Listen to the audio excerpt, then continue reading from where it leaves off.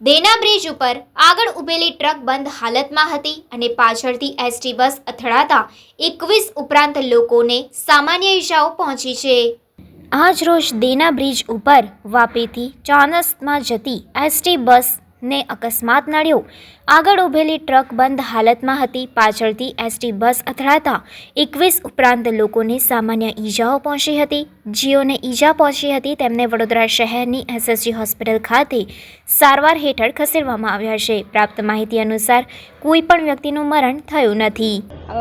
અંબેટી તમે ક્યાંથી ક્યાં જઈ રહ્યા હતા અને શું બનાવ બન્યો? વાપીથી નંદાસણ જઈ રહ્યા હતા, તો એની વચ્ચે અમે તો ઊંઘી ગયા હતા પણ ખબર નહીં એટલું, પણ જે ટ્રકની વચ્ચે પેલો અથડામણ થઈ જેના લીધે આ ઇન્જરી થઈ। કઈ બસ હતી?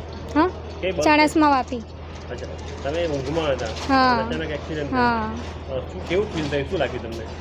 પહેલાં તો અમને કંઈ ખબર જ નથી, પછી મારી ફ્રેન્ડે ઉઠાડીને ત્યારે ખબર પડી કે આવી રીતે એક્સિડન્ટ થયું છે। તમને વાગ્યું છે ને અહીંયા? હા, એ પહેલાં તો કંઈ ભાન જ નહોતું ને, પછી ખબર પડી આમ।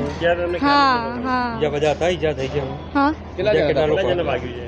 વાગ્યું તો ઘણા બધાને છે। તમારું મારું નામ પટેલ રાહુલ, તમારું ગામ કયું છે? ગામ અંબેટી, કયો જિલ્લો, તાલુકો? વલસાડ જિલ્લો। તમે ક્યાંથી ક્યાં જઈ રહ્યા હતા? શું બનાવ બન્યો? અમે વાપીથી નંદાસણ જઈ રહ્યા હતા, રસ્તામાં અકસ્માત થઈ ગયો। બસવાળાએ છે ને ટ્રક ઊભેલી હતી, ત્યાં અડફે લઈ લીધી। રસ્તામાં ટ્રક ઊભી હતી? હા, ટ્રક ઊભી હતી। તેના કારણે એક્સિડન્ટ થયો? તમે હા। અચાનક રાત્રે ઊંઘતા હતા અંદર? હા, ઊંઘતા હતા। કઈ રીતે ખબર પડી ગઈ? અમે ઊંઘમાં છે ને અચાનક ઝટકો લાગ્યો, એટલે એકદમ સીટ પરથી નીચે બેસી પડાયો અમારથી। કેટલા લોકો હતા બસમાં? બસમાં 40-45 જણા હશે। તમે કેટલા લોકો ક્યાં જઈ રહ્યા હતા બધા? અમુક સ્કૂલવાળા, આપણે કોલેજવાળા સ્ટુડન્ટ છે, એક્ઝામ આપવા માટે જઈ રહ્યા હતા।